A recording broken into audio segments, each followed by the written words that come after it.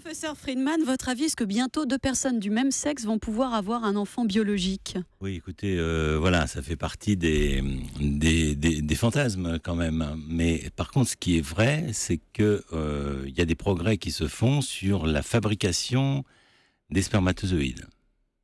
C'est-à-dire qu'à partir des cellules souches, qui vont constituer, comme vous le savez, toutes les cellules de l'organisme, aussi bien les cartilages osseux, et foie, etc.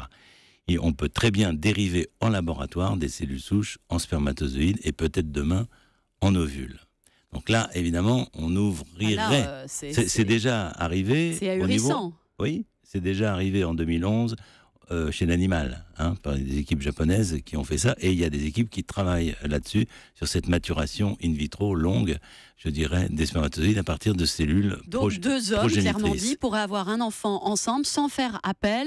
Alors, on pourrait même dire, pour faire le livre du futur, que même une personne pourrait, à partir de ces cellules souches, former deux types de gamètes, une masculine, une féminine, et se reproduire. Et ensuite fabriquer donc de cette façon un embryon. Donc un enfant qui vous ressemblerait qu'à vous, alors, et vous seul. Je vais venir pour la ressemblance. Oui, là on est dans une espèce de forme de clonage, de reproduction à l'identique, qu'on voudrait à l'identique. Bon, d'abord, premièrement, c'est pas du tout réalisé, loin de là. Il y a bien entendu beaucoup de dangers dans tout ça. Et puis on peut se poser la question du pourquoi. Pourquoi faire tout ça?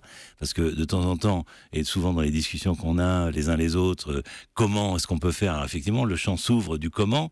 Puis il faut quand même revenir sur la question du pourquoi, d'où ce que vous disiez tout à l'heure sur une législation qui est différente d'un pays à l'autre, parce qu'il y a une réflexion sur les limites que l'on veut apporter. Quoi qu'il en soit, l'idée de créer des oocytes ou des spermatozoïdes de novo, c'est-à-dire à partir, et donc d'avoir une fécondation sans vraiment aucun rapport sexuel, même sans aucun désir d'enfant, puisqu'on pourrait le faire au laboratoire, est un thème de science-fiction que je vous invite à regarder de près. Mais sans aller jusque-là, aujourd'hui, vous êtes prononcé contre la GPA, contre ce qu'on appelle communément les mères porteuses.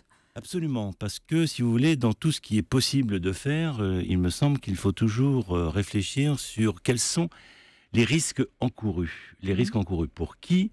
Et je pense que, si vous voulez, quelles sont les personnes fragiles ou les plus précaires, ou les plus, je dirais, qui peuvent être utilisées, même au prix d'une belle idée, c'est-à-dire celui de fabriquer un enfant.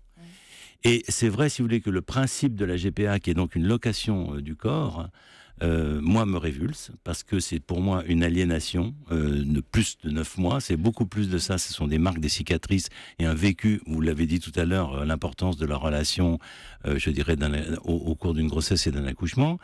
Donc, si vous voulez, c'est quelque chose qui est imposé pour qu'une femme, un homme ou deux hommes, comme vous le signalez tout à l'heure, ait un enfant en partie de soi génétique. C'est une vraie question qu'il faut de temps en temps se poser. Et aujourd'hui, juste avec ce qui s'est passé l'année dernière, c'est-à-dire la possibilité de greffe utérine, que l'équipe de Göteborg en particulier en Suède. Pour moi, c'est une alternative qui est lourde, mais comme l'était la greffe cardiaque quand elle a été proposée, à part que là, c'est pas vital, mais ça l'est presque au sens du désir d'enfant, la force du désir d'enfant. C'est une voie qui, moi, me paraît beaucoup plus intéressante, si vous voulez, même si elle est audacieuse, pour essayer de restaurer cette maternité dont vous avez parlé les uns les autres, de plus en plus éclatée.